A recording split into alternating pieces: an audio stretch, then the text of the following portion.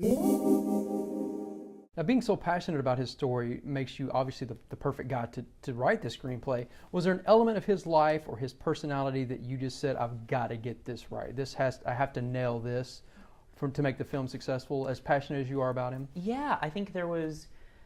To me, Alan Turing always felt like the outsider's outsider. This guy who was apart from the society in which he lived for so many reasons. He was separate from the world he was in because he was a gay man at a time when that was not only frowned upon but was literally illegal.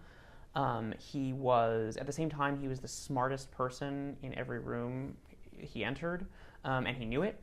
And it made conversation difficult. And he was in the war, because of the war, keeping these tremendous secrets on behalf of MI6 that he couldn't tell anyone else. And so all of these things, he was sort of forced to be such an outsider from the world and such a loner. And I think I was a huge computer nerd as a kid. I went to space camp. I went to computer science camp. I think as someone who always felt like a bit of an outsider myself, he was always such a tremendous example of what someone outside of the societal norm could do, what someone who was different could do.